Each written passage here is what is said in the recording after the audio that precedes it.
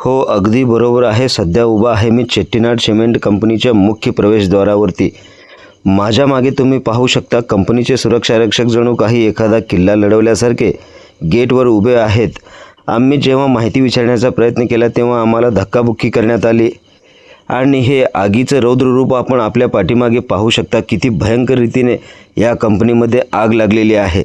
या आगीमध्ये कोणाची जीवितहानी झाली, काय झालं, कोणाच्या गाड्यांना इजा पोहोचली, काहीच हे कंपनीवाले सांगायला तयार नाहीत. आणि या पाठीमागं काय राज दडलेलं आहे, कोणाला यामधून वाचवण्याचा प्रयत्न होतो ज्यामुळे आम्हाला आतमध्ये प्रवेश करण्यास नाकारलं जातं. यामुळे शंकेची सुई आणखीन तीव्र होताना दिसत आहे.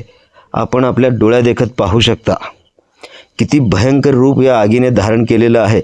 किती मोठं नुकसान झालं असेल आणि आपल्याला जाणवतं की खरंच यामधून कोणाची जीवितहानी झाली नसावी असं वाटतं का?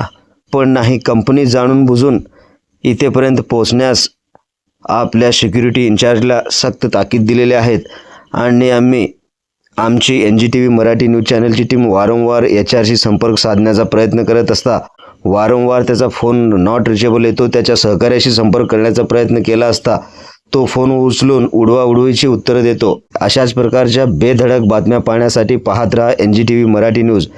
याचा आणखीन तपशील पुढील भागामध्ये जाणून घेऊया. आपल्या हक्काच्या NGTV मराठी न्यूज चॅनल सर्व सोशल मीडिया हँडल्सना आत्ताच लाईक करा, शेअर करा, कमेंट करा, सबस्क्राईब करा. सगळ्यात महत्त्वाचं म्हणजे बेल आयकॉन बटन दाबायला विसरू नका, जेणेकरून आपल्या भागातील देशविदेशातील सर्व ताज्या घडामोडी सगळ्यात आधी आपल्यापर्यंत पोहोचवल्या जातील.